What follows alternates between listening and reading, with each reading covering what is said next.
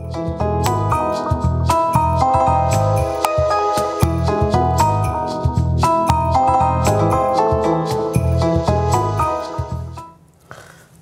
আলাইকুম ওয়া রাহমাতুল্লাহি ওয়া বারাকাতুহু। ইন্নাল হামদালিল্লাহ ওয়াসসালাতু ওয়াসসালামু আলা রাসূলিল্লাহ, আম্মা বাদ। সুপ্রিয় দর্শক, কাছে কিংবা দূরে, দেশ কিংবা বিদেশ থেকে এই মুহূর্তে যারা দেখছেন, সবাইকে আন্তরিক প্রীতি, শুভেচ্ছা ও ভালোবাসা জানাই আমি আমিন ইকবাল। প্রিয় দর্শক, নেক্সাস টেলিভিশন আয়োজিত প্রাত্যহিক জীবন ঘনিষ্ঠ ইসলামী আলোচনা ও প্রশ্নোত্তর ধর্মী সরাসরি আয়োজন ইসলামী ব্যাংক বাংলাদেশ পিএলসি নিবেদিত ইসলামী জীবন বিধানের আজকের পর্বে আমরা একটি সমসাময়িক বিষয় নিয়ে কথা বলবার চেষ্টা করব ইনশাআল্লাহ। নির্ধারিত বিষয়ে কথা বলবার জন্য এবং আপনাদের নানা প্রশ্নের উত্তর দেওয়ার জন্য বরাবরের মতোই আজও আমাদের মাঝে একজন বিদগ্ধ আলেম দ্বীন উপস্থিত রয়েছেন। আজ আমাদের মাঝে অতিথি হিসেবে উপস্থিত আছেন ডেফোডিল ইসলামিক সেন্টারের সম্মানিত পরিচালক, বিশিষ্ট দায়ী, লেখক, গবেষক, শায়েখ প্রফেসর মুখতার আহমদ। তো চলুন শুরুতেই আজকের অতিথির সঙ্গে পরিচিত হয়ে নিই।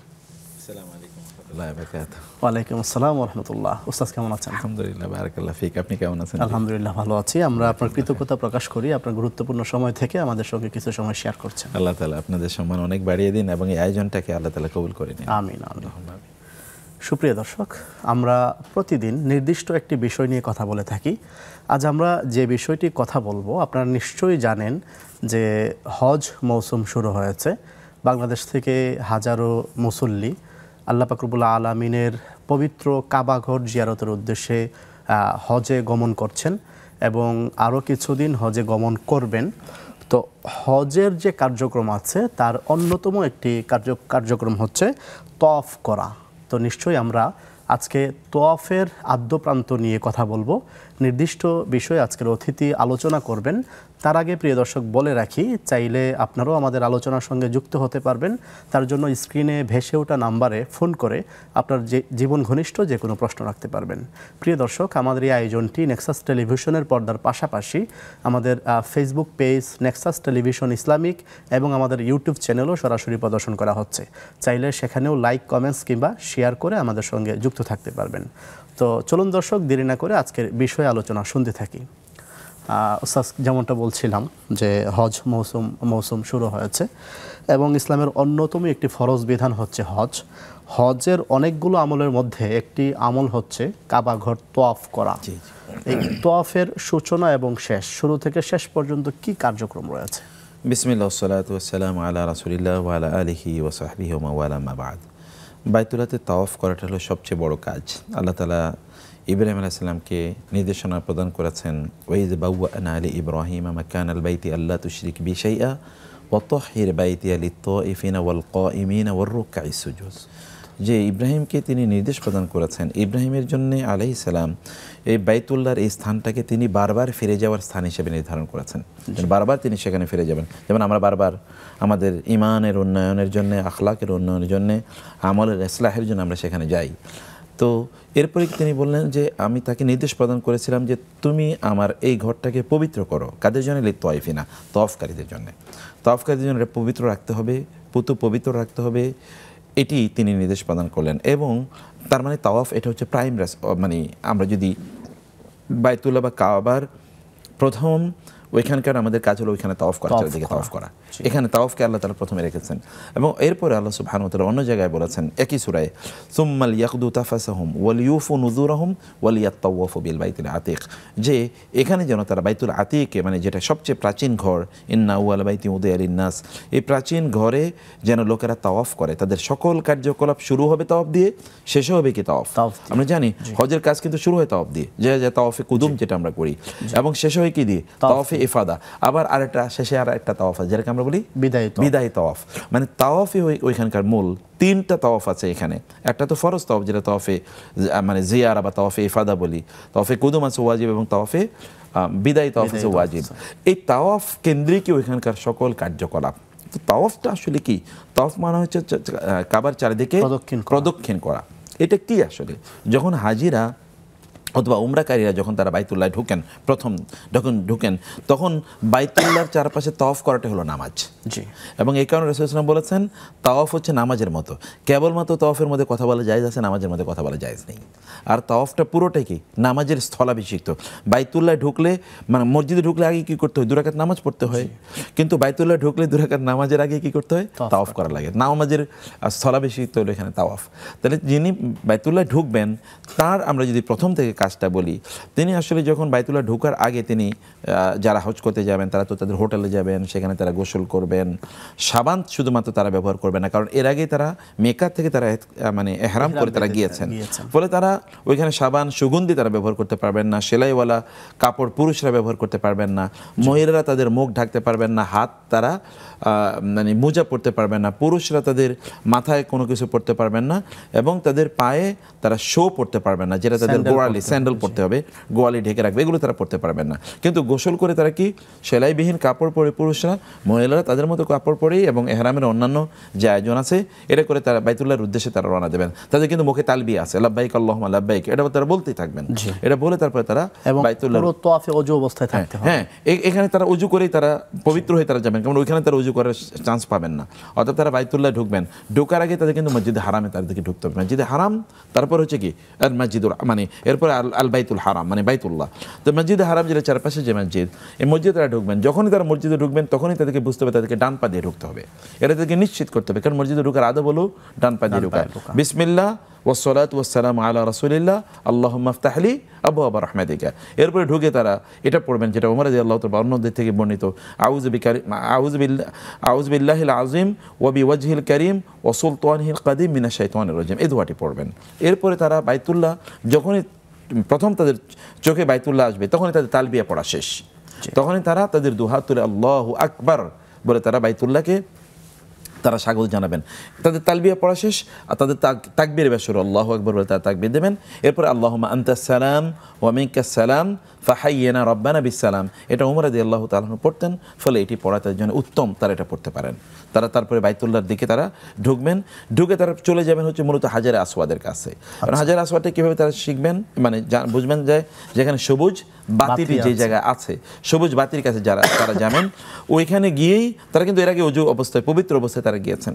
ওইখানে গিয়ে তারা মূলত যদি হাজারে আসওয়াদকে স্পর্শ করা যায় তাহলে তো খুবই ভালো, তাইলে স্পর্শ করবেন, হাজার আসওয়াদের উপর সেজদা দেবেন, হাজার আসওয়াদকে চুমু করবেন। এরপরে তারা ওইখান থেকে তাওয়াফ শুরু করবেন। যদি তা স্পর্শ না করতে পারেন অথবা চুমু না দিতে পারেন, তার উপর সেজদা না দিতে পারেন, এটাই না করতে পারেন, তাহলে দূর থেকে বলে এক হাত তুলে বিসমিল্লাহি আল্লাহু আকবার, শুধু এক হাত তুলবেন, বাইতুল্লাহর দিকে তাকিয়ে হাজার আসওয়াদের দিকে তাকিয়ে এক হাত তুলে বিসমিল্লাহি আল্লাহু আকবার তারা বলবেন। সূচনা যেহেতু সূচনা এই জন্য বিসমিল্লাহ, আর মূলত তাকবীর আল্লাহু আকবার। কিন্তু তারপরে 2 হাতও তুলবেন না, আবার মুখে মানে চুমুও দেবেন না, যেটা করে অনেকে এরপরে চুমু দিতে থাকে না। চুমু কেবলমাত্র হাজার আসওয়াদকে চুমু দেওয়া যায়, আর হাতের যদি হাজার আসওয়াদ স্পর্শ করতে পারতেন তাহলে হাতে চুমু দিতেন, আদারওয়াইজ তো হাজার আসওয়াদ স্পর্শ করতে পারেন নাই, শুধু ইশারা করবেন এবং বিসমিল্লাহ আল্লাহু আকবার বলে ইশারা করবেন। শেখ আমরা আলোচনা শুনবো, একজন দর্শক আছেন। জি, আসসালামু আলাইকুম ওয়া রাহমাতুল্লাহ। ওয়া আলাইকুম আসসালাম ওয়া রাহমাতুল্লাহ। জি দর্শক বলুন। হুজুর, আমার একটা প্রশ্ন, যে শাইখের কাছে, আমি মোহাম্মদ রেজাউল করি রংপুর পীরগাছা থেকে। জি বলুন। ওই আল্লাহকে পেতে হলে আগে পিতামাতাকে পেতে হবে। জি বলুন। হ্যাঁ, আমার শাশুড়ি আজকে 1.5 বছর থেকে অসুস্থ। এখন আমি তো আমার পিতামাতাকে সেবা যত্নের জন্য আমার মিসেসকে হয়তো ওখানে শাশুড়ির সেবা যত্ন করতে যায়। আচ্ছা ভাই, আপনার তখনই যাইতে দেই না। আপনার টেলিভিশনের ভলিউমটা কমিয়ে নিন। আচ্ছা আচ্ছা, ঠিক আছে। হ্যাঁ, কমাই নিচ্ছি ভাই। জি বলুন। বলতেছি যে আমার পিতামাতার সেবা যত্ন করতে গিয়ে আমার মিসেসকে আমার শ্বশুর বাড়ি যাইতে আমি কম দেন, যখন চাই তখনই যাইতে দেই না। দেন না। হ্যাঁ, যেহেতু আমার স্ত্রীরও তো পিতামাতাকে পেতে হবে, যেহেতু আমারও পিতামাতাকে পেতে হবে, আল্লাহকে পেতে হলে পিতামাতাকে, সেহেতু তাকেও যে আমি আমার শাশুড়ি ওখানে যাইতে দেই না। আমার শাশুড়ি স্ট্রোক করতে 1.5 বছর হয়, কিন্তু তার ভাই একটা উপযুক্ত হয়েছে, বিয়ের উপযুক্ত হয়েছে, কিন্তু বিয়ে শাদী করতেছে প্রশ্নটা না। সংক্ষেপ করুন, মূল প্রশ্নটা বলুন। হ্যাঁ হ্যাঁ, ওটাই। এখন আমি যে আমার মিসেসকে ওখানে কম যাইতে দেই, এটা এতে সেক্ষেত্রে অসুবিধা আমি হবে কি কিনা? গুনাহগার হব কিনা? জি, বুঝতে পেরেছি। আর কোনো প্রশ্ন আছে? না, আরেকটা প্রশ্ন আছে। ওই বলুন। যে পালিত সন্তানের এই যদি স্ত্রীর দুধ খায়, জি, তাহলে তো মাহারাম হবে।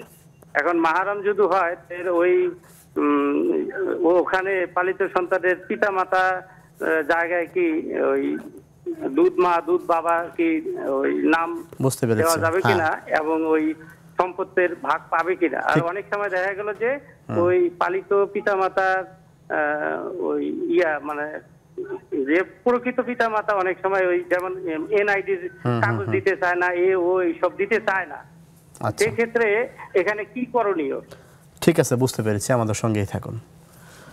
শেখ, চমৎকার প্রশ্ন এসেছে। আমরা বোধহয় আলোচনাটা একটু আগে আমরা আলোচনায় যেটা বলছিলাম, তাহলে সেখান থেকে বিসমিল্লাহ আল্লাহু আকবার বলে ডান হাত তুলে তিনি কাবার দিকে তিনি ঘোষণা করবেন, তারপরে তার তাওয়াফটা শুরু হয়ে যাবে। তাওয়াফ তিনি যখন করবেন, বাইতুল্লাহ তার বাম পাশে থাকে, মানে বাম দিকে বাইতুল্লাহকে রেখে তিনি তাওয়াফ করতে থাকবেন। আর ওইটা ছাড়া উপায়ও নাই এখন, মানে বাম দিকে রেখেই তাওয়াফ করতে হবে। কিন্তু যেটা করবেন তাহলে যে বাইতুল্লাহ দিকে তাকিয়েই থাকবেন শুধু, এটা করবেন না। তিনি তার তাওয়াফ, তার নর্মালি তিনি তাওয়াফ করতে থাকবেন। যারা প্রথমবার গিয়েছেন, মানে প্রথম তারা এখানে গিয়েই তারা ঢুকেছেন, প্রথম তাওয়াফের কথা আমরা বলছি, যেটা তাওয়াফে কুদুম। তাওয়াফে কুদুমের ক্ষেত্রে পুরুষদের দুটো কাজ জন্য তাদের জন্য ওয়াজিব। এর মধ্যে একটা কাজ হলো তাদের কাঁধ থেকে, যেটাকে ইত্তেবা আমরা বলি, ইত্তেবা করা। তার মানে হচ্ছে তাদের ডান কাঁধটা তারা খোলা রাখবেন, তাদের যে রিদা তারা পড়বেন, মানে উপরে চাদর যেটা হিসেবে তারা পড়বেন, এটা ডান হাতের পগলের নিচে দিয়ে বাম কাঁধের উপর তারা এটাকে ঝুলিয়ে রাখবেন, ফেলে দেবেন। কোনো অবস্থায় যেন পেট বের হয়ে না যায়, নাভি বের হয়ে না যায়। তাদের এহরামের কাপড় যেন তাদের টাকনুর নিচে না পড়ে যায়, এটা থেকে নিশ্চিত করতে। টাকনুর নিচে পড়া হারাম, এবং তাদের নাভি বা পেট বের হয়ে যায়, তার জন্য কি নাভি বের হয়ে যাওয়া হারাম। পেট বের হওয়া হারাম না বটে, কিন্তু নাভি বের হয়ে যাওয়া পর্যন্ত অবশ্যই, নাভি পর্যন্ত তার সতর, অথবা এটা যেন তার খুলে না যায়, এটা বের হয়ে যাওয়া হারাম। এবং তার কাঁধগুলো শুধু এতটুকু তিনি এটাকে খোলা রাখবেন। এই খোলা রেখে প্রথম 3 তাওয়াফে তিনি রমল করবেন। রমল মানে হচ্ছে দৌড়ানোর মতো করে হাঁটা, একটু দ্রুত গতিতে হাঁটা, একটু স্পিডে হাঁটা, এবং শরীরটাকে একটু ঝাঁকানো, যেন তিনি যে শক্তিশালী এটাকে প্রদর্শন করা। তো এইভাবে তিনি প্রথম 3 তাওয়াফ তিনি করবেন। আর 7 তাওয়াফে তিনি কি রাখবেন, তার এই কাঁধটা খোলা রাখবেন, ডান কাঁধটা তিনি খোলা রাখবেন, তাওয়াফ করতে থাকবেন। তাওয়াফের সময় কয়েকটা জিনিস খুবই লক্ষণীয়। আরেকজন দর্শক আছেন। জি, আসসালামু আলাইকুম ওয়া রাহমাতুল্লাহ। ওয়ালাইকুম আসসালাম। আমি তোফাজ্জল হোসেন জিনাইদহ থেকে বলছি। জি, বলুন। আমি একজন অসুস্থ মানুষ। আমার পেশাবের সমস্যা, যে পেশাব ধরে, ধরেন যে 3টের সময় উঠে তাহাজ্জুদের নামাজ পড়ার জন্য ওযু করলাম, ওযু করে তাহাজ্জুদ পড়ে তারপর ওই ওযু দিয়েই ধরেন 4টের সময় ফজর শুরু হয়, ফজরের নামাজ পড়া যাবে কিনা? আর একটা প্রশ্ন, রাসূল সাল্লাল্লাহু আলাইহি সাল্লামকে বলে কি করে দোয়া করা যাবে না? কি করা যাবে না, আবার বলুন তো। তার নাম নিয়ে, তার দিয়ে আর কি, মানে নবীজি, আচ্ছা, নবীজির নামের ওসিলায় দোয়া করা যাবে না, এটা বলতে চাচ্ছেন? হ্যাঁ, এটা করা যাবে কিনা? আচ্ছা, ঠিক আছে। আর কোনো প্রশ্ন আছে? ঠিক আছে, আমাদের সঙ্গেই থাকুন। শেখ, যেটা বলছিলেন। তো আমরা বলছিলাম যে তিনি প্রথম 3 তাওয়াফ তিনি রমল করবেন, এটা শুধু পুরুষদের জন্য প্রযোজ্য। এই দুটো আমল তারা তাওয়াফ করার সময় প্রত্যেকের কয়েকটা জিনিস মাথায় রাখা দরকার, নারী এবং পুরুষদের, সবাইকে বলছি, এমন যেন না করি নারীরা পুরুষদের গায়ে লেগে যাচ্ছেন, পুরুষরা নারীদের গায়ে লেগে যাচ্ছেন, ধাক্কাধাক্কি করছেন, এটা করবে না। যারা মহিলারা যাচ্ছেন তাদেরকে সেফ সাইডে থেকে তাদেরকে তাওয়াফ করতে হবে। মনে রাখতে হবে যে কোনো পুরুষের সাথে গায়ে লেগে যাওয়া অসতর্কতার কারণে, অথবা তিনি এই জায়গায় তিনি সতর্ক ছিলেন না, অথবা ইচ্ছা করে লেগেছেন, এটা হারাম লাগা, এটা কবিরা গুনাহ। ওইখানে যে ভিড়ের অবস্থা আমরা দেখি, যে এত ভিড় যে চাইলেও সেখানে আলাদা জায়গা বের করাটা কঠিন। এক্স্যাক্টলি, হয়তো একটু দূর দিয়ে তাওয়াফটা করলে সেটা সুযোগ। একটা হলো যে এই জন্য আমরা বলছি সতর্কতা তাকে থাকতে হবে। যদি এরপরে লেগে যায় তাহলে তো কোনো কথা নেই, কিন্তু তিনি ইচ্ছা করে ভিড়ের মধ্যে তিনি যাচ্ছেন, এটা তার জন্য হারাম। ইচ্ছা করে ভিড়ের মধ্যে যাওয়া, ইচ্ছা করে তিনি বাইতুল্লাহ ধরতে যাবেন, হাজারে আসওয়াদ ধরতে যাবেন, ধাক্কাধাক্কি করবেন, যেটা মহিলারা করে আমরা দেখতে পাই। তারপর হচ্ছে কি তারা একেবারে বাইতুল্লাহ ক্লোজ হয়ে তারা তাওয়াফ করতে যাবেন, কারণ বাইতুল্লাহকে তারা ধরবেন, ইয়ের মধ্যে তারা ঢুকবেন, ওই যে মুলতাজামে তারা ধরবেন অথবা হাতিমে তারা ঢুকবেন, এগুলো করবেন না। সেফ সারি দূরে দূরে তারা তাওয়াফ করবেন। যে সকল পুরুষরা তাদেরকে স্ত্রীদেরকে, মা বোনদেরকে, মেয়েদেরকে নিয়ে যাচ্ছেন, তারা একটু দূরে দূরে তারা তাওয়াফ করলেন। কাছে দিয়ে তাওয়াফ করলে 1 ঘন্টা লাগবে, দূরে দিয়ে করলে 1 ঘন্টা 20 মিনিট লাগবে, লাগুক, কিন্তু তিনি তো হারাম থেকে বাঁচলেন, উপর দিয়ে করা যায়। তো সেই জন্যে এটা তাদেরকে 1 নম্বরে তাদের কাজ করতে হবে। 2 নম্বর হচ্ছে কোনো অবস্থায় যেন কারো পায়ের লেগে তিনি আহত না হন। কারো পায়ে যদি লেগে যদি যায়ও, তারা তাকে ক্ষমা করে দেয়া।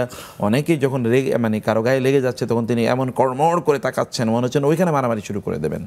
এবং যেটা করে তারা সেখানে গিয়ে বিভিন্ন ধরনের ছবি তোলা শুরু করে দেন, ভিডিও করেন, অথবা ফোনে অনেকের সাথে গল্প করেন, কথাবার্তা বলতে থাকেন, ইত্যকার কাজ। অনেকে যেটা করে দেখলাম যে বাসায় ফোন দেয়, ভিডিও কল করে দেখায়, কিন্তু বাসার লোক যেকে দেখা যাচ্ছে এটা খেয়াল করে। বাসায় তো উনি ক্যাজুয়াল ড্রেসে আছেন, ওই ড্রেস পরা অবস্থায় দেখা যাচ্ছে, এটা তো দেখা যাচ্ছে। আর উনি যে এই কাজটা করছেন, তাওয়াফ তো নামাজ, তাওয়াফ মাথায় রাখা তো এটা নামাজ। কেবল এখানে কথা বলা জায়েজ, কথা বলা মানে যে কোনো কথা তিনি বলতে পারেন, দোয়া করতে পারেন। কথা মানে হচ্ছে এখানে অপ্রয়োজনীয় কথা না, এখানে তিনি যে কোনো দোয়া আল্লাহর কাছে বলতে পারেন। কথা নামাজের মধ্যে তো সব কিছু বলা যায় না, এটুকু তিনি করতে পারেন। অথবা কাউকে বলতে পারেন, ভাই এভাবে এভাবে কাজটা করেন আপনি, কিছু নাসিহা, এরশাদ, অথবা মানে যদি আমরা বলি তাও জিহাদ, এগুলো করা যায়। কিন্তু আদারওয়াইজ যেখানে কথাবার্তা বলা, এগুলো করবেন না। তাহলে তিনি করবেন তাওয়াফ করবেন তিনি খুবই মনোযোগের সাথে। তিনি এই সময় দোয়া পড়তে থাকবেন, দোয়াটা কোনো বই দেখে দেখে তারপরে তিনি পড়তে থাকলেন, এবং এখানে উল্টাপাল্টা তিনি পড়লেন, আরবি পড়তে জানেন না, তারপরে তিনি এগুলো দেখে দেখে পড়লেন, এগুলো করবেন না। তিনি যা পারেন মনে মনে এবং বাংলায় তিনি করুন না, আল্লাহর কাছে তিনি বলতে থাকুন। শাইখ, আমরা একটা বিরতি থেকে ফিরে আসি। প্রিয় দর্শক, আমরা দেখছিলাম ইসলামী ব্যাংক বাংলাদেশ PLC নিবেদিত ইসলামী জীবন বিধান। ফিরছি ছোট্ট একটা বিরতির শেষে, আমাদের সঙ্গেই থাকুন।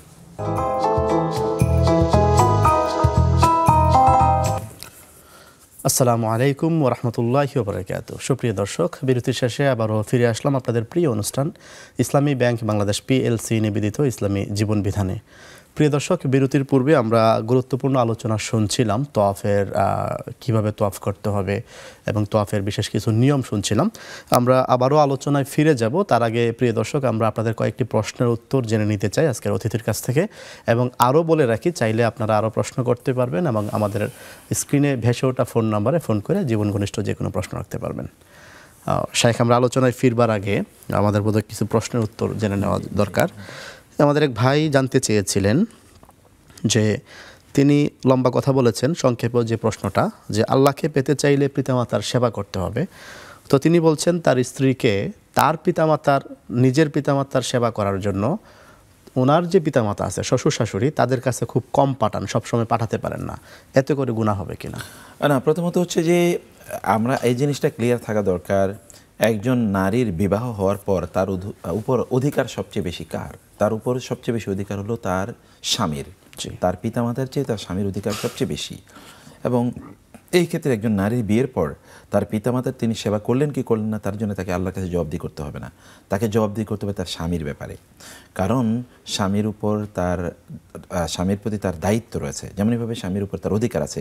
ওয়ালাহুন্না মিসলুল্লাযী আলাইহিন্না বিল মারুফ, ওয়ালাহুন্না মিসলুল্লাযী আলাইহিন্না, এখানে আল্লাহ বলেছেন তাদের উপর অনেক দায়িত্ব আছে এবং তাদের কিছু অধিকার আছে। তো সেই কারণে আল্লাহ সুবহানাহু ওয়া তাআলা এর স্পষ্ট করে আমাদেরকে বলে দিয়েছেন ওয়ালির রিজালি আলাইহিন্না দারাজা। দ্বিতীয়ত বিষয় হচ্ছে যে সেই ক্ষেত্রে আত্মীয়তার সম্পর্ক ছিন্ন করার জন্যে কেউ কাউকে কোনোদিন বাধ্য করতে পারে। ওয়াত্তাকুল্লাহ আল্লাযী তাসাআলুনা বিহি ওয়াল আরহাম, আত্মীয়তার সম্পর্ক ছিন্ন করা একটা কবিরা গুনাহ, এটা হারাম। আপনি আপনার স্ত্রী বা কোনো নারীরা তাদের বাবা মাদের সাথে, ভাই বোনদের সাথে সম্পর্ক ছিন্ন করার ক্ষেত্রে কোনো মানুষ তার স্বামী তাকে নির্দেশ প্রদান করতেও পারেন না এবং করবেনও না।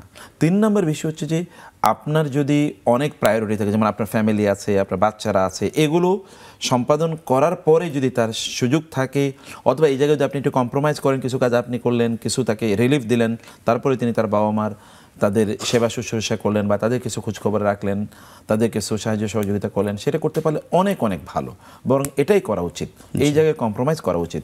আদারওয়াইজ তিনি যদি ওইখানে না করেন, আপনারও অনেক এঙ্গেজমেন্ট এখানে আছে বা আপনার পারিবারিক অনেক কাজ আছে, তিনি যদি না যেতে পারেন, তাহলে তিনি বাবা মার সেবা করেন না বলে তিনি সেখানে মানে ওই যে আকুল লিল ওয়ালিদাইন, পিতামাতার অবাধ্য বলে তিনি বিবেচিত হবেন না। জি আরেকটি প্রশ্ন ছিল যে পালিত সন্তান যদি পালিত মায়ের দুধ পান করে তাহলে তো দুধ মাথা হবে, জি। সেই ক্ষেত্রে তাকে সন্তান হিসেবে এনআইডিতে বা অন্যান্য জায়গায় নাম লেখা যাবে কি না, মোটেই না। দুধ পান করলে তো দুধ মা হয়, দুধ মা করলে তো আর আল ওয়ালেদাতু হয় না। ওয়ালেদাতু মানে হচ্ছে যারা তাকে জন্ম দিয়েছেন, সেরকম হয় না। তো সেটি তাকে দুধ পান করিয়েছেন কেবলমাত্র। দুধ পান করলে আল মুরদিআত হয়। তো সেই কারণে তিনি তখন তার মা হবেন না যিনি তাকে জন্ম দিয়েছেন, বা তার বাবা হবেন না যিনি তাকে জন্ম দিয়েছেন, এরকম হবেন না। মা বাবা হিসেবে তার কোনো আইডেন্টিটি দেওয়া যাবে না। এমনিতে মুখে কেউ বাবা মা কাউকে ডাকতে পারে, সেটা ভিন্ন জিনিস। সম্পদের ভাগীদার হবেন, আর সম্পদের ভাগীদার হবেন না। কারণ তবে আপনি যেটা করতে পারেন, যেটা আমরা জানি যে ওয়াসিয়া করা যায়, ওয়াসিয়া 3 ভাগের 1 ভাগ ওসিয়ত করা যায়।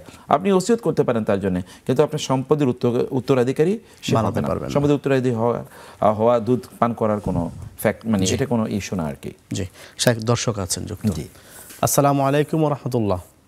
ওয়ালাইকুম আসসালাম। আমি ঢাকা থেকে বলছিলাম। জি জি, আমার প্রশ্ন হচ্ছে ওযু বিষয়ক। যেমন আমি সকালে বের হই আমার কাজের জন্য, তো আমাকে একটু রেডি হয়ে বের হতে হয়, কারণ বাচ্চাদের সাথে কাজ করতে হয়। তো যাওয়ার সময় আমি পর্দার সাথেই যাই। তো ওইখানে এখন আমার প্রশ্ন হচ্ছে, আমার যদি ওযু থাকে, ওই ওযুতেই আমি কি ওযুহরের নামাজটা সেরে ফেলতে পারবো ওয়াক্ত হয়ে গেলে? আচ্ছা, বুঝতে পেরেছি। আর কোনো প্রশ্ন? না না, আর কোনো প্রশ্ন নেই। ঠিক আছে, আমাদের সঙ্গেই থাকুন। আমাদের সঙ্গে আরো একজন দর্শক আছেন। দর্শক, আসসালামু আলাইকুম ওয়া রাহমাতুল্লাহ। ওয়ালাইকুম আসসালাম। জি হুজুর ভালো আছেন? আলহামদুলিল্লাহ, আপনি কেমন আছেন? জি আলহামদুলিল্লাহ। জি বলুন। তো আমার প্রশ্নটা ছিল যে জমি বন্দুক সংক্রান্ত। মনে করেন আর বাবা যে জমিটা বন্দুক রাখছে, জি, যদি সে জমিটা আমি এখন, বাবা মারা গেছে, যদি আমি সে জমিটা এখন আমি টাকা পরিশোধ করে আবাদ করি, জি, অথবা যে আমার চাচাতো ভাইরা কিছু জমি আমাদের ফ্যামিলিরই তারা কিছু জমি বন্দুক রাখে, সেগুলো যদি আমি আবাদ করে খালাস করে আবাদ করি, তো এতে কি আমার জন্য কোনো গুনাহ আছে কিনা? শরীয়ত কি বলে এটা? আচ্ছা, বুঝতে পেরেছি। আর কোনো প্রশ্ন আছে? শেখ, আমরা আগেও কিছু প্রশ্ন পেয়েছিলাম। একটি প্রশ্ন ছিল এরকম যে একজন বোন বলছিলেন অসুস্থ, তিনি তাহাজ্জুদ পড়েন 3টায়, এবং সেই ওযু দিয়ে যখন ফজরের নামাজের সময় হয় 4টার দিকে হয়তো, তখন ফজর পড়তে পারবেন কিনা? হ্যাঁ, অবশ্যই পারবেন ইনশাআল্লাহ, অবশ্যই পারবেন, কোনো সমস্যা নেই। এক ওযু দিয়ে কয়েক ওয়াক্ত নামাজ পড়া যায়। উত্তম হলো প্রত্যেক নামাজের জন্য ওযু করা। রাসূলুল্লাহ সাল্লাল্লাহু আলাইহি ওয়াসাল্লাম বলেছেন, লাউলা আশফাকতু আলা উম্মতি লা আমারতুহুম বিসসিওয়াকি ইনদা কুল্লি সালাতিন অথবা ইনদা কুল্লি উযুইন, দুটোই সহিহ বর্ণনা আছে। তো প্রত্যেক নামাজের আগে বা প্রত্যেক নামাজের আগে ওযু করার ব্যাপারে হাদিসে সেই ছাড়া তো ওযু করলে গুনাহ মাফ হয়ে যায়। ওযু করে গুররাম মুহাজ্জালিনা মিন আসারিল উযু, উযুর জায়গাগুলো কিয়ামতের দিন আলোকিত হয়ে থাকবে। ওযু করা মানে ভালো। আদারওয়াইজ আপনি সময় তো কম, আপনি একই নামাজের একই ওযুতে নামাজ পড়তে পারবেন। তিনি আরো জানতে চেয়েছিলেন যে নবীজির নামের ওসিলায় দোয়া করা যাবে কিনা? না, নবীজির নামে ওসিলায় দোয়া করাটা উত্তম নয়, এটা ইখতিলাফ আছে। কিন্তু বিশুদ্ধ মত হলো যে তার নাম নিয়ে বিওয়াজহি নবিয়িকাল কারীম এরকম নাম দিয়ে নয়, বরং দুটো জিনিসের ওসিলা করে দোয়া করা যায়। একটা হলো আল্লাহ সুবহানাহু ওয়া তাআলার নাম বা তার গুণবাচক নাম, আর ওয়ালিল্লাহিল আসমাউল হুসনা ফাদউহু বিহা, অথবা সাম্মাইতা বিহি, মানে আপনার কাছে আমি সেই নাম দিয়ে চাই যে নাম আপনি সাম্মাইতা বিহি নাফসাক আও আনজালতাহু ফি কিতাবিক আল্লামতা আহাদা মিন খালকিক আও ইসতাসাতা বিহি ফি ইলমিল গায়বি ইনদাক, আল্লাহর নাম দিয়ে চাওয়া যায়। আর 2 নম্বর বিষয় হচ্ছে আমলে সালেহ, নিজের কোনো ভালো কাজ, এটির উসিলা করে আল্লাহর কাছে চাওয়া যায়। যেমন ওই যে গুহাবাসী 3 যুবক যারা তাদের আমলের কথা বলে আল্লাহর কাছে চেয়েছেন, এই দুটোই আর কোনো পদ্ধতিতে আল্লাহর কাছে কোনো মানে উসিলা করা যায় না। জি, আরেকটি প্রশ্ন এসেছে যে এক বোন জানতে চেয়েছেন, তিনি বাসা থেকে পর্দার সঙ্গে কর্মক্ষেত্রে যান, বাচ্চাদের সঙ্গে হয়তো ওনার কর্মক্ষেত্র রয়েছে, তো ওইখানে গিয়ে যদি ওযু থাকে জোহরের নামাজ পড়তে পারবেন? জি, পড়তে পারবেন, সুবহানাল্লাহ, অবশ্যই পড়তে পারবেন ইনশাআল্লাহ। জি, এক ভাই জানতে চেয়েছেন যে বাবা যে জমি বন্ধক রেখে গেছেন, সেই জমি যদি তিনি খালাস করে আবাদ করেন তাহলে কোনো সমস্যা আছে কি? হ্যাঁ, অবশ্যই সমস্যা আছে। কারণ হলো এই জিনিসটি তো একটা হারাম কাজের মধ্যে লিপ্ত আছে। বন্ধক মানে হচ্ছে, যদি আমরা ওই যে বলি লিজ না, একটা হলো লিজ দেয়া, লিজ তো নেওয়া জায়েজ। যদি লিজ না হয়, যেটা কন্ডিশন আমাদের দেশে বলে, টাকার বিনিময় লাগিয়েছে, যখন টাকা পরিশোধ করতে পারবে তখন জমিটা ফেরত পাবে, এটা তো সুদ। অর্থাৎ সুদি কাজে তো আপনিও ইনভলভ হয়ে গেলেন, এটা হারাম। বরং আপনি যদি সেখানে ভালো কাজে সাহায্য করতে পারেন, এই বন্ধকি থেকে যদি আপনি বাঁচাতে চান আপনার বাবাকে হারাম কাজ থেকে, তার মারা যাওয়ার পরেও যেন এটা তার উপর কোনো বোঝা হয়ে না থাকে, সেক্ষেত্রে আপনি সাহায্য সহযোগিতা করুন, সেটা আপনি করুন। অথবা আপনার ভাইরা মিলে জায়গা বিক্রি করে দেখ, সেখানে আপনি কিনে সেখান থেকে আপনি ওই বন্ধক আপনি ছাড়ান, কিন্তু হারাম কাজে সহযোগিতা করা যাবে না। তাআওয়ানু আলাল বিররি ওয়াত তাকওয়া ওয়ালা তাআওয়ানু আলাল ইসমি ওয়াল উদওয়ান। জি, শায়খ একজন দর্শক আছেন, যুক্ত করুন। আসসালামু আলাইকুম ওয়া রাহমাতুল্লাহ। সম্ভবত লাইনটি কেটে গিয়েছে, দর্শক আবার চেষ্টা করুন যুক্ত হওয়ার জন্য। শায়খ, আমরা আবার যদি আলোচনায় ফিরে যাই, আমরা তাওয়াফের আলোচনায় ছিলাম। তাওয়াফের কথা আমরা বলছিলাম। তাওয়াফের ক্ষেত্রে তারা কোনো বই দেখে দেখে, আরবি অথবা অন্যান্য কোনো ভাষায় লেখা আছে এগুলো দেখে দেখে দোয়া পড়বেন না। তিনি যা দোয়া মুখস্থ পারেন সেগুলো তিনি পড়বেন, আদারওয়াইজ তিনি বাংলায় দোয়া করবেন। তিনি আল্লাহর কাছে বলবেন, আল্লাহ তো তার ভাষা বুঝেন, বরং আল্লাহ মনের আকুতিটির দিকে তাকান। আল্লাহ সুবহানাহু ওয়া তাআলা কোনো ব্যক্তির দোয়া কবুল করেন না ওহু আলাহিন, অর্থাৎ তিনি অমনোযোগী, অথবা তিনি কোনো দোয়া কবুল করেন না যদি মানে আল্লাহ রাসূল বলেছেন যে তোমরা আল্লাহর কাছে দোয়া করো, উদউল্লাহু আনতুম মুতায়াক্কিনুনা বিল ইজাবাতি, তোমরা আল্লাহর কাছে দোয়া করো যখন তোমরা আল্লাহ দোয়া কবুল করবেন এই ব্যাপারে তোমাদের ইয়াকিন আছে।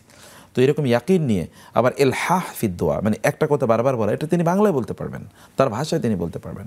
আপনার ভাষায় আপনি আল্লাহর কাছে দোয়া করুন, বলতে থাকুন আপনার ভাষায়। 2 নম্বর, এগুলো আমাদের ত্রুটি হয়ে থাকে অন্য জিনিস দেখে। কেউ কেউ উচ্চস্বরে যারা দোয়া করেন, কোরাসের মতো করে, একজন বলে অন্যজন, তারপরে অন্য কয়েকজন, তারা যেমন ওইখানে গেলে দেখা যাবে ইন্দোনেশিয়ান অথবা ধরুন ইরানি, এই সকল লোকেরা তারা কোরাস করে তারা বলতে থাকে, এটা নিষিদ্ধ। কারণ এটা তাশউইশ তৈরি করে। তাশউইশ মানে কি? অন্যদের ইবাদতে খলল তৈরি করে, ত্রুটি তৈরি করে, তাদের মনোযোগ নষ্ট করে দেয়। আপনার সামনে কেউ এগুলো কিছু বলছে, আপনি যে মনোযোগ দিয়ে দোয়া করতে পারেন এটা আপনি করতেই পারবেন না, আমি যেমন করতে পারি না। এটা একটা বড় ধরনের একটা অপরাধ, অন্যায়, এটা করা এখানে উচিত নয়। তো এই জায়গায় করবেন না।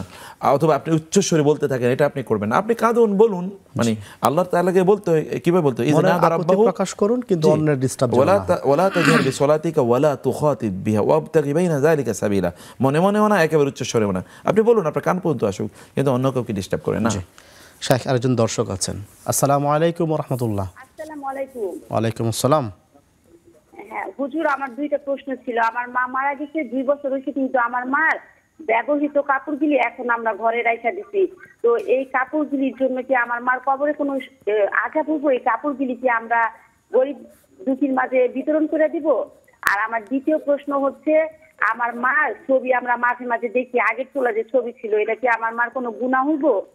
আর আমি 3য় নাম্বার প্রশ্ন হচ্ছে, আপনার আমি প্রত্যেক 5 ওয়াক্ত নামাজের পর আমার মার জন্য 2 রাকাত নফল নামাজ পড়ি, আর সোমবার আর বৃহস্পতিবার যদি আমি আমার মার জন্য রোজা রাখি, নফল রোজা, এই রোজার ছোঁয়াটা কি আমার মা কবরে পাবে? আচ্ছা, ঠিক আছে, বুঝতে পারলাম। আপনার মায়ের ছবি যে আপনারা দেখেন, সেটা কি মোবাইলে নাকি কোনো প্রিন্টেড ছবি? সেটা মোবাইলে। ঠিক আছে, আমাদের সঙ্গেই থাকুন। মোবাইলে। জি, সঙ্গেই থাকুন। প্রিয় দর্শক, আমরা দেখছিলাম ইসলামী ব্যাংক বাংলাদেশ পিএলসি নিবেদিত ইসলামী জীবন বিধান। সময় হচ্ছে আরও একটি বিরতিতে যাওয়ার, ফিরছি একটু পরে, আমাদের সঙ্গেই থাকুন।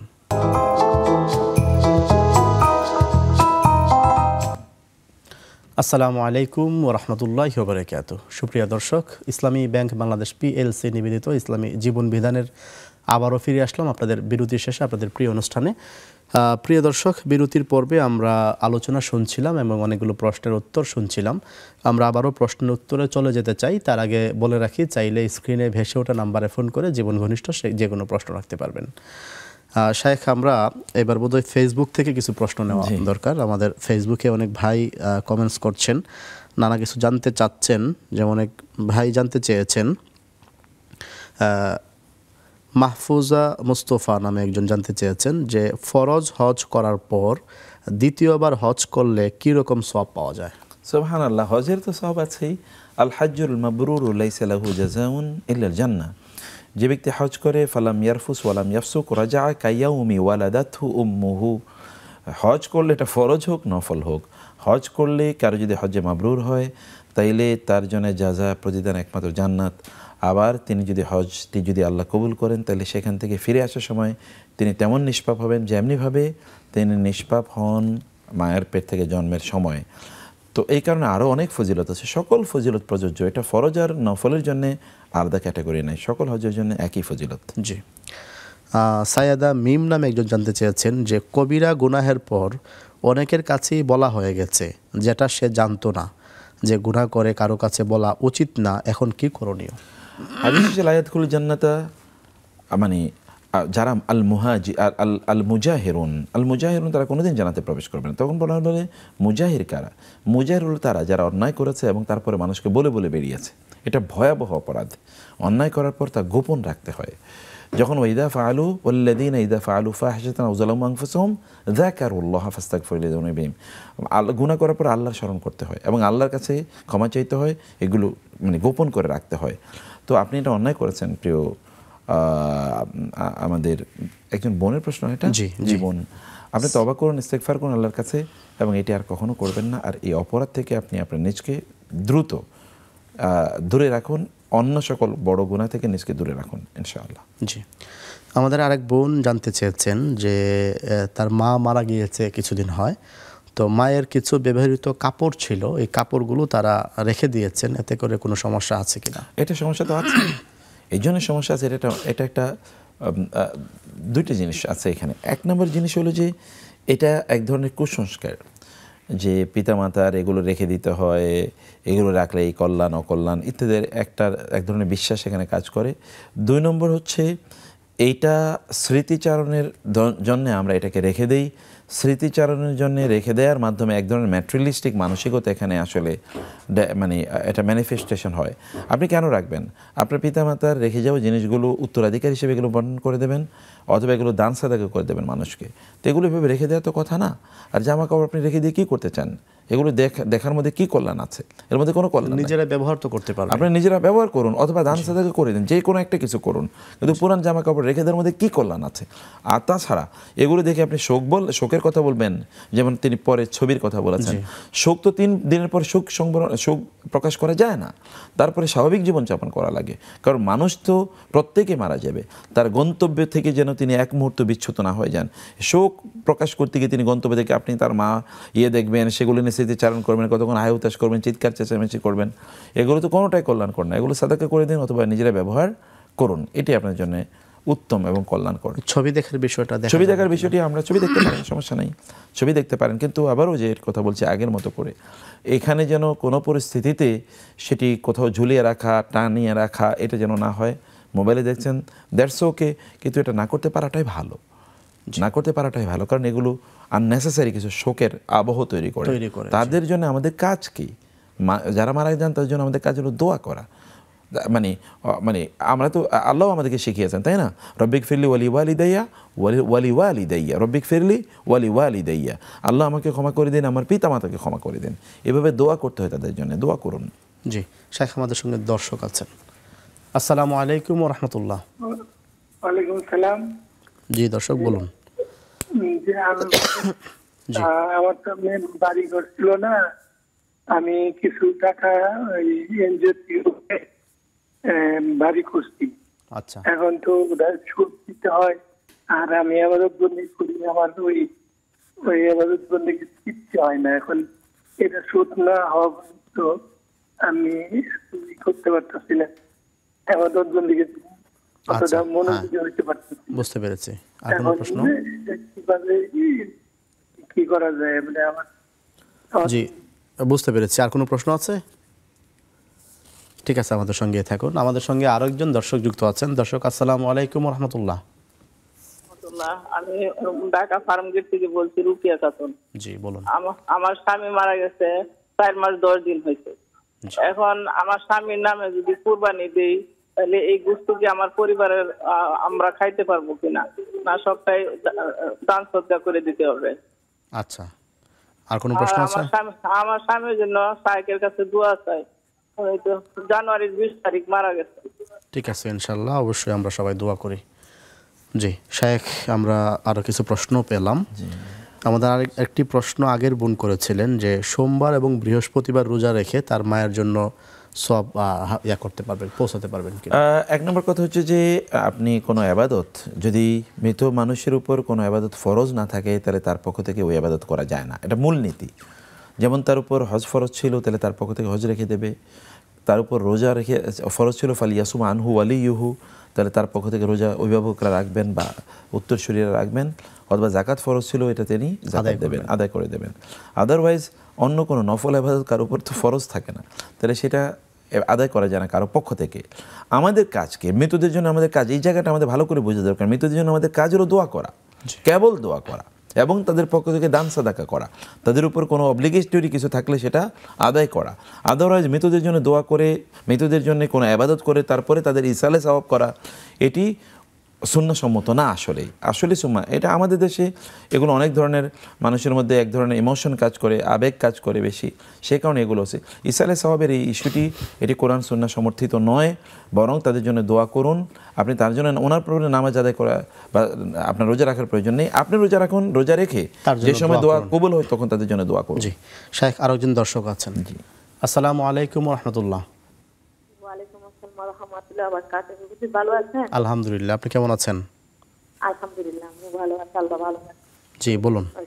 আমার দুটো প্রশ্ন ছিল যে আমরা একটা সমিতি করছিলাম, মানে একটু সমস্যা, টাকা পয়সা জানুয়ারি দিকে বাচ্চাকে ভর্তি করে আমার একটু সমস্যা হয়, একটা সমিতি করছি, সেখানে বছরের শেষে 10 টাকা করে ডেলি করে মানে মাসে দিয়ে দিই আর কি।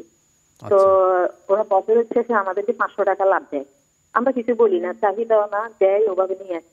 সেটা কতটুকু অন্যায় হচ্ছে, কতটুকু সুদ হচ্ছে সেটা তো বুঝতেছি না, একটু হুজুরের কাছে জানতে চাচ্ছি। আরেকটা প্রশ্ন হচ্ছে যে কোনো ব্যক্তি যদি মায়ের কসম নিয়ে মায়ের দুধের কসম নিয়ে কসম কাটে আর কি, মানে তোর সাথে কথা বলবো না ওইভাবে বলে, এখন দেখা গেছে যে কথা বলছি, এখন ওইটা থেকে বাঁচার কি উপায়?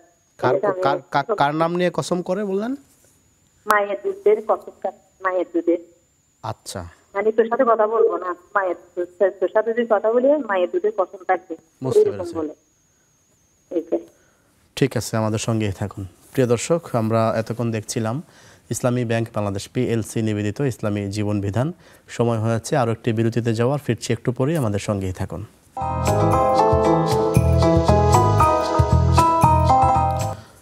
আসসালামু আলাইকুম ওয়া রাহমাতুল্লাহি ওয়া বারাকাতুহু। সুপ্রিয় দর্শক, বিরতি শেষে আবারও ফিরে আসলাম আপনাদের প্রিয় অনুষ্ঠান ইসলামী ব্যাংক বাংলাদেশ PLC নিবেদিত ইসলামী জীবন বিধানে।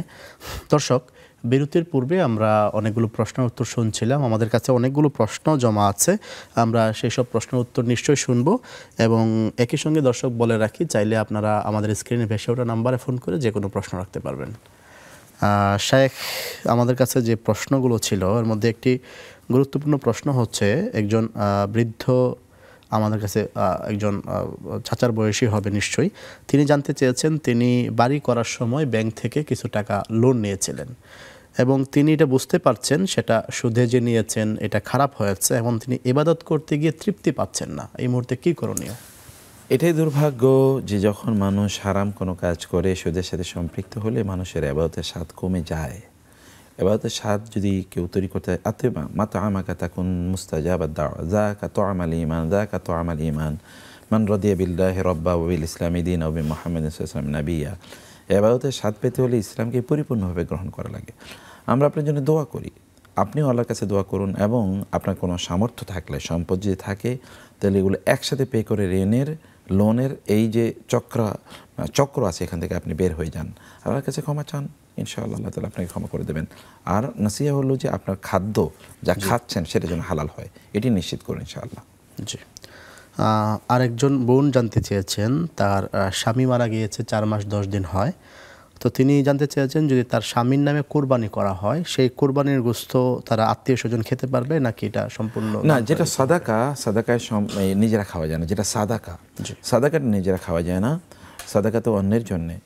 আর যদি এটি এমনিতে হয়, নফল কোনো ইবাদত হয়, যেমন কোরবানি করা বা সুন্নাহ বা ফরজ কোনো ইবাদত হয়, তাহলে ফাকুলু মিনহা ওয়া তুইমুল কানিআ ওয়াল মু'তার বা ফাকুলু মিনহা ওয়া তুইমুল বাঈস আল ফাকির, সেইখানে আপনি নিজে খেতে পারবেন, অন্যদেরকে আপনি খাওয়াবেন। কিন্তু এটা যেহেতু সাদাকা, মৃতদের পক্ষ থেকে সাদাকা করছেন, সেই ক্ষেত্রে আপনি এটা খেতে পারবেন না, এটা অন্যদের মাঝে ডিস্ট্রিবিউশন করে দিতে হবে।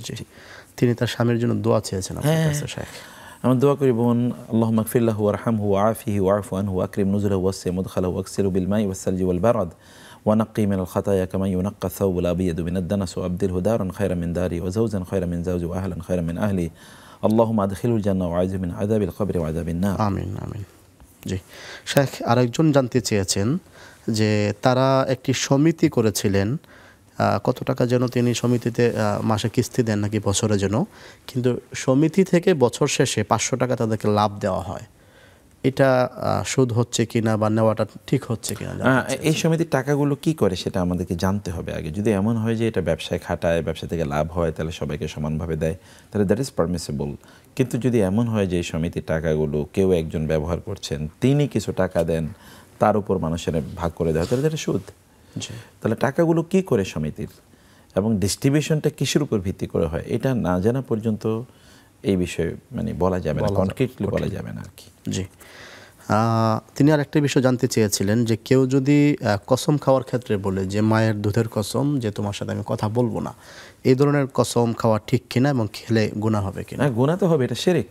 মান হালাফা বিগয়রিল্লাহি ফাকাদ আশরাকা, কেউ যদি আল্লাহ ছাড়া অন্য কারো নামে শিরক করে, অন্য কিছুর নামে শিরক করে, মানে সরি হলফ করে, কসম করে, তাহলে সে তো শিরক করলো।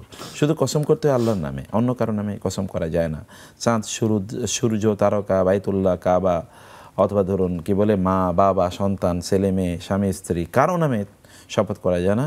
শপথ করতে হয় কেবলমাত্র আল্লাহর নামে। অতএব এগুলো একটা অন্যায়, এটা কবিরা গুনাহ হয়েছে। সেই কারণে আপনাকে তওবা করতে হবে, আল্লাহর কাছে ক্ষমা চাইতে হবে, আর এই কাজ করা যাবে না ভবিষ্যতে। জি, শেখ আরেকজন দর্শক আছেন। আসসালামু আলাইকুম ওয়া রাহমাতুল্লাহ। আসসালাম, আমি মোহাম্মদ ফাহিদুল ইসলাম বলছিলাম ঢাকার মান্ডা থেকে। জি বলুন। আপনার টেলিভিশনের ভলিউমটা কমিয়ে নিন। জি জি, আমার একটা প্রশ্ন ছিল, ওই ঢাকায় ইদানিং ওই ফ্ল্যাট বন্ধকের একটা সিস্টেম রয়েছে, যে নির্দিষ্ট একটা টাকার বিনিময়ে তারা ফ্ল্যাট বন্ধক দেয়, এবং যে ভাড়া নেয়, মানে ফ্ল্যাটটা নেয়, তো তাদের যখন আমরা আবার নির্দিষ্ট টাকাটা দিয়ে দিই, তো তারা আবার ফ্ল্যাটটা বুঝিয়ে দেয়, এর ভিতরে তারা কোনো ভাড়া দেয় না। এটা কি ইসলামে জায়েজ আছে কি না এই বিষয়ে, আর যদি জায়েজ না থাকে অথবা কোনোভাবে কি বন্ধকের কোনো সিস্টেম ইসলাম সমর্থন করে কিনা একটু জানাবেন। জি ঠিক আছে, আমাদের সঙ্গেই থাকুন। শেখ, যে প্রশ্নটা আসছে, এটা তো সুদ, এটা পরিপূর্ণভাবে একটা সুদের সিস্টেম। মানে তিনি ওই যে আগের মতো করে টাকাটা তার থেকে গেল, এই মধ্যখানে তিনি এটা ব্যবহার করলেন, যখন টাকা ফেরত দিতে পারবেন তখনই কেবলমাত্র তিনি কি এটি ফেরত পাবেন। এটা পরিপূর্ণভাবে একটা সুদী আয়োজন। এই সুদী আয়োজন কেউ করতে পারবে না।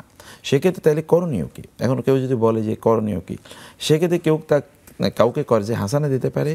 কর্জে হাসানার বিপরীতে তিনি কর্জে হাসানা তো কর্জে হাসানি হলো, আর তিনি ওইখানে তার ফ্ল্যাটে তিনি ভাড়া থাকলেন।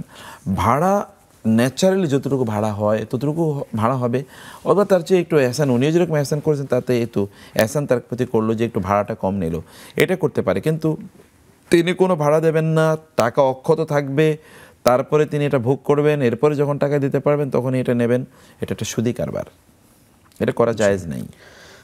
শেখ, আমাদের ফেসবুকে মাহফুজা মুস্তফা নামে একজন জানতে চেয়েছেন যে কাবা ঘর ধরলে আলাদা কোনো নেকি পাওয়া যায় না? কাবা ঘরের কেবলমাত্র 3টি জায়গা ধরা যায়। এর মধ্যে একটি হলো হাজারে আসওয়াদ, দুটো হলো আল মুলতাজাম, 3 নম্বর হচ্ছে আর রুকনুল ইয়ামানি। এই 3টি জায়গায় স্পর্শ করা যায়। হাজারে আসওয়াদে চুম্বন করা এবং হাজারে আসওয়াদে সাজদা করা যায়, মুলতাজামে জাবড়ে ধরে দোয়া করা যায়, আর রুকনে ইয়ামানিতে কেবল স্পর্শ করা যায়, চুম্বনও দেওয়া যায় না। এই হলো মূলত বাইতুল্লাহর ধরার জায়গা। বাইতুল্লাহর ভিতরে নামাজ পড়া যায়।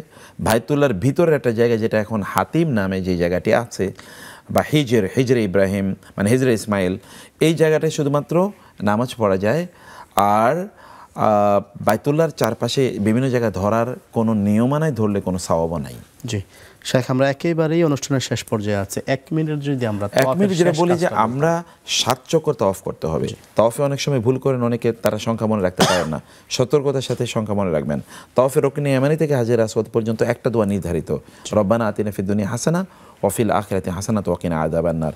আর বাকি সময় তিনি দোয়া পড়বেন, দুরূদ পড়বেন, ইস্তেগফার করবেন, কোরআন তেলাওয়াত করবেন, বিভিন্ন জনের জন্য দোয়া করবেন, তার নিজের জন্য চাইবেন এবং দুনিয়ার জন্য চাইবেন, আখিরাতের জন্য চাইবেন। মনোযোগী থাকবেন। সেখানে কোনো অবস্থায় এমন কোনো কাজে তিনি জড়িয়ে পড়বেন না যে কাজগুলো শরিয়া অনুমোদন করে না। সেখানে সেলফি তোলা, মোবাইলের ব্যবহার, কথাবার্তা বলা, কাউকে আঘাত করা, নারী পুরুষের মিশ্রণ, আবার হাজারে আসওয়াদকে চুম্বন করতে গিয়ে ধাক্কাধাক্কি, মারামারি, এগুলো পুরোটাই হারাম কাজ, কোনোটাই জায়েজ নেই। হাজার আসওয়াদকে চুম্বন করতে গিয়ে ধাক্কাধাক্কি করা, মানুষকে কষ্ট দেওয়া, এটি জায়েজ নেই, এটি করবেন না। জি শেখ, আপনাকে অসংখ্য ধন্যবাদ এবং জাযাকাল্লাহ প্রকাশ করি আপনার গুরুত্বপূর্ণ সময় আমাদেরকে দিয়েছেন। জাযাকুমুল্লাহ খায়রান আইদান। শুকরিয়া। আল্লাহ ইয়াজজিকা খায়র। প্রিয় দর্শক, আমরা এতক্ষণ দেখছিলাম ইসলামী ব্যাংক বাংলাদেশ PLC নিবেদিত ইসলামী জীবন বিধান।